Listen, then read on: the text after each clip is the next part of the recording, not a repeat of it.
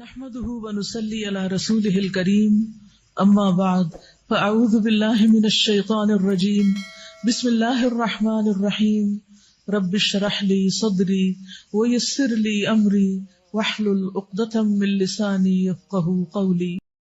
اللہ تعالیٰ کو یاد کرنا خوبصورت ترین کاموں میں سے ایک کام ہے، بہترین عبادات میں سے ایک عبادت ہے۔ قرآن پاک میں اللہ تعالیٰ اس کے بارے میں فرماتے ہیں وَلَذِكْرُ اللَّهِ أَكْبَرُ، اور اللہ کا ذکر بہت بڑا کام ہے، بہت اچھا کام ہے۔ حقیقت یہ ہے کہ انسان جس چیز سے محبت کرتا ہے اس کو ضرور یاد کرتا ہے، اس کا ذکر کرتا ہے، دل ہی دل میں بھی اور زبان سے بھی، کیونکہ جس چیز کی محبت انسان کے دل میں ہوتی ہے وہ چیز زبان پر آ کر رہتی ہے۔ یہ ہو نہیں سکتا کہ ہم اللہ تعالیٰ سے محبت کرتے ہوں، دل میں اس کو یاد کرتے ہوں، پھر زبان سے اس کا ذکر کرنا بھول جائیں۔ ذکر الہی تو بندہ مومن کی زندگی میں غیر محسوس طریقے سے شامل ہو جاتا ہے، اس کی اس طرح عادت ہو جاتی ہے کہ انسان اٹھتے بیٹھتے چلتے پھرتے تنہائی میں سب کے بیچ میں بیٹھ کر اپنے رب کو یاد کرتا رہتا ہے، دل ہی دل میں یا زیر لب وہ اپنے رب کو کسی حال میں بھی نہیں بھولتا۔ اور بھولے بھی کیوں؟ اس لیے کہ اس کی ذات پر رب کے احسانات ہر ایک سے بڑھ کر ہیں، اس کی نگاہیں ہر طرف رب کے کمالات دیکھتی ہیں، وہ ہر طرف رب کی نعمتوں کو دیکھ کر سرشار ہوتا رہتا ہے۔ وہ جس طرف بھی نظر اٹھاتا ہے وہیں اس کو رب کی قدرت اور تخلیق نظر آتی ہے، اپنے سامنے دائیں بائیں اوپر نیچے ہر طرف زمین آسمان جو کچھ بھی بنا ہوا ہے، جو کچھ بھی پھیلا ہوا ہے وہ سب اس کے رب کا بنایا ہوا ہے، پھر وہ اس رب کو کیسے بھلا سکتا ہے۔ قرآن پاک میں اہل ایمان کو ذکر کرنے کی تلقین کی گئی ہے۔ اللہ سبحانہ وتعالیٰ فرماتے ہیں فَاذْكُرُونِي أَذْكُرْكُمْ، تم مجھے یاد کرو، تم میرا ذکر کرو، میں تمہیں یاد کروں گا۔ ایک اور جگہ پر فرمایا وَاذْكُرْ رَبَّكَ فِي نَفْسِكَ تَضَرُّعًا وَخِيفَةً وَدُونَ الْجَهْرِ مِنَ الْقَوْلِ بِالْغُدُوِّ وَالْآصَالِ وَلَا تَكُن مِّنَ الْغَافِلِينَ، اور اپنے پروردگار کو دل ہی دل میں عاجزی اور خوف کے ساتھ اور آہستہ آواز سے صبح و شام یاد کرتے رہو اور دیکھنا غافل نہ ہونا، یعنی رب کی یاد سے کبھی بھی غفلت اختیار نہ کرنا۔ ایک اور جگہ پر فرمایا وَاذْكُرُوا اللَّهَ كَثِيرًا لَعَلَّكُمْ تُفْلِحُونَ، اور اللہ کا ذکر کرو کثرت کے ساتھ، بہت زیادہ، کیوں؟ لَعَلَّكُمْ تُفْلِحُونَ، تاکہ تم فلاح پاؤ، کامیاب ہو جاؤ۔ اس سے پتہ چلتا ہے کہ اللہ تعالیٰ کو یاد کرنا کامیابی کی علامت ہے، اللہ کے ذکر میں کامیابی کی ضمانت ہے۔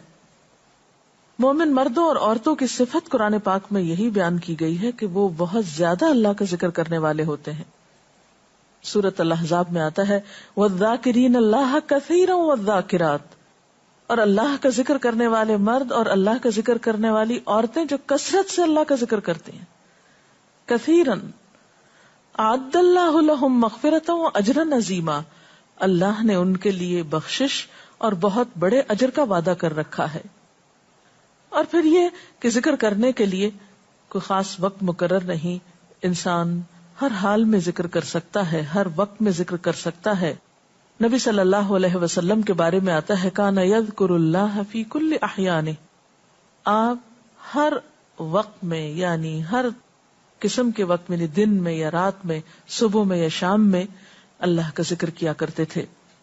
حدیث پاک میں آتا ہے، حضرت ابو موسیٰ اشعری سے روایت ہے مثل الذی یذکر ربہ والذی لا یذکرہ مثل الحی والمیت، رواہ البخاری۔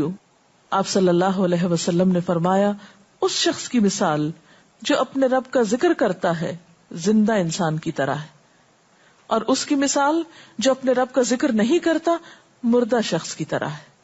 گویا ذکر کرنے والا اور نہ کرنے والا، ان دونوں کے درمیان اتنا ہی فرق ہے جتنا ایک زندہ اور مردہ انسان میں فرق ہوتا ہے۔ اور یہ فرق کتنا بڑا ہے. یعنی انسان تو وہی ہوتا ہے، لیکن زندہ انسان میں اور مردہ انسان میں زندگی اور موت کا فرق ہے. بالکل اسی طرح جو شخص اپنے رب کو یاد کرتا ہے، اس کا ذکر کرتا ہے، اس کے اندر ایک زندگی ہے، اس کے اندر ایک خاص خوشی ہوتی ہے، اطمینان ہوتا ہے. اور وہ جو نہیں کرتا اس کا دل مردہ ہوتا ہے، اس کے اندر زندگی کی کوئی امنگ نہیں ہوتی. ایک اور حدیث میں آتا ہے، نبی صلی اللہ علیہ وسلم نے فرمایا، اللہ تعالیٰ فرماتا ہے میں اپنے بندے کے خیال کے مطابق ہوتا ہوں یا خیال کے ساتھ ہوتا ہوں. جو خیال وہ میرے بارے میں رکھتا ہے میں اسی کے مطابق اس کے ساتھ معاملہ کرتا ہوں، اور میں اس کے ساتھ ہوتا ہوں جب وہ مجھے یاد کرتا ہے.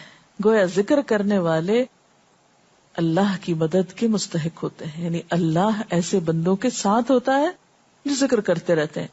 اگر وہ مجھ کو اپنے دل میں یاد کرتا ہے تو میں بھی اس کو اپنے دل میں یاد کرتا ہوں، اور اگر وہ مجھے کسی جماعت میں بیٹھ کے یعنی کسی گروپ میں یعنی پبلک میں بیٹھ کے یاد کرتا ہے تو میں اس کو اس سے بہتر جماعت میں یاد کرتا ہوں، یعنی فرشتوں کی جماعت میں یاد کرتا ہوں.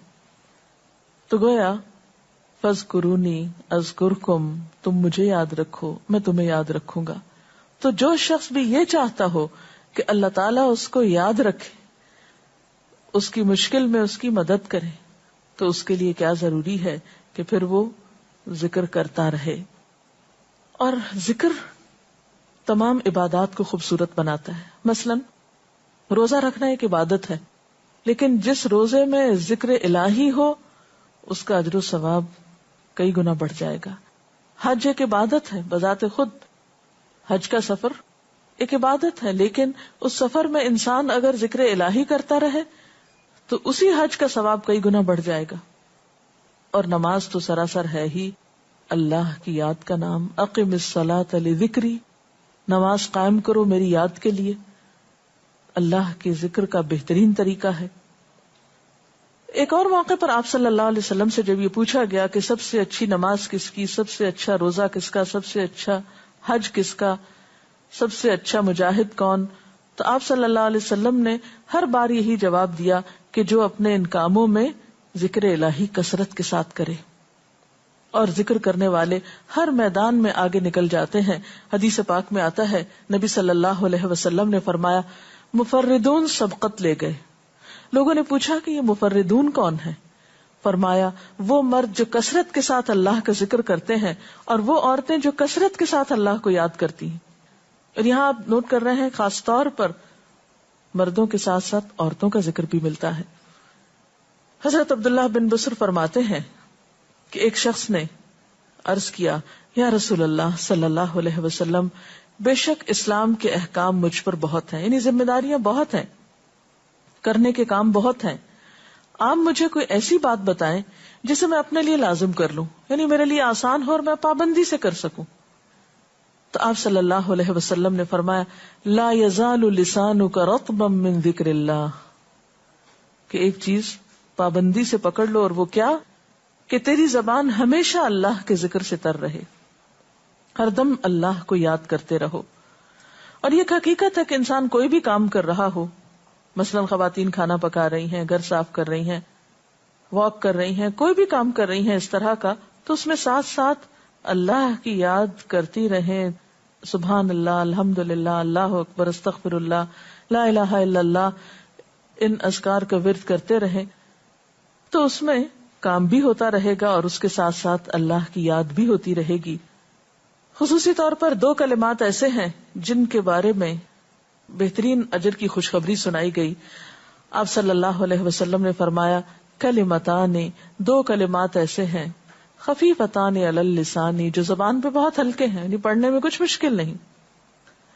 ثقیلتان فی المیزان، میزان میں بہت بھاری ہیں. حبیبتان الی الرحمن، رحمان کو بہت محبوب ہیں، اور وہ کیا ہیں؟ سبحان اللہ و بحمدہ، سبحان اللہ العظیم. چلتے پھرتے، اٹھتے بیٹھتے، کام کاج کرتے، تسبیح پڑھتے رہنا، ذکر کرتے رہنا انسان کے دل کو جہاں اطمینان بخشتا ہے وہاں اس کے کام کو آسان بھی کر دیتا ہے، اور اللہ کی مدد بھی ساتھ ہوتی ہے. اور قرآن پاک میں ایسے لوگوں کے لیے خوشخبری ہے، الا بذکر اللہ تطمئن القلوب، سنو اللہ کے ذکر سے دلوں کو اطمینان ہوتا ہے. اور ویسے بھی میزان میں بہت بھاری نیکی ہے. ایک حدیث میں آتا ہے کہ رسول اللہ صلی اللہ علیہ وسلم نے لوگوں سے پوچھا، کیا میں تمہیں نہ بتاؤں کہ تمہارے اعمال میں سب سے اچھا عمل، سب سے پاکیزہ اور تمہارے درجات کو سب سے زیادہ بڑھانے والا، اور جو تمہارے لیے سونے چاندی کے خرچ کرنے سے زیادہ بہتر ہو، اور اس سے بھی بہتر ہو کہ تم اپنے دشمنوں سے ملو، ان کی گردنیں تم مارو اور وہ تمہاری گردنیں مارے، تو کیا ایسا عمل نہ تمہیں بتاؤں؟ صحابہ نے عرض کیا، ضرور یا رسول اللہ صلی اللہ علیہ وسلم، ہمیں ایسا عمل بتائیے. تو آپ نے فرمایا وہ اللہ کا ذکر ہے. یعنی تمام اعمال میں وہ سبقت لے جاتا ہے. اسی طرح ایک اور حدیث میں ہے، رسول اللہ صلی اللہ علیہ وسلم نے فرمایا کہ جب بھی کچھ لوگ بیٹھتے ہیں اور وہ اللہ کا ذکر کرتے ہیں، کسی مجلس میں اکٹھے ہو کر بیٹھتے ہیں، تو اللہ کی رحمت ان کو ڈھانپ لیتی ہے، ان پر سکینت نازل ہوتی ہے. اللہ تعالیٰ ان کا اپنے ہاں ذکر کرتے ہیں. گویا اکیلے بھی ذکر کیا جا سکتا ہے اور کسی مجلس میں اکٹھے بیٹھ کر بھی.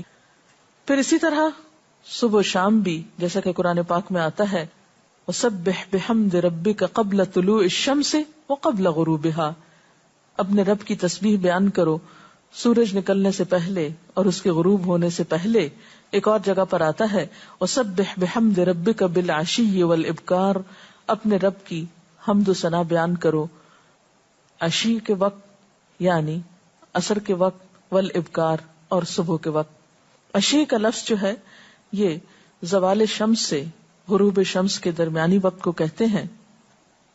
پھر اسی طرح انبیاء علیہ السلام کے بارے میں ہم دیکھتے ہیں، حضرت داؤد علیہ السلام بہت خوبصورت آواز سے، بہت خوبصورت انداز میں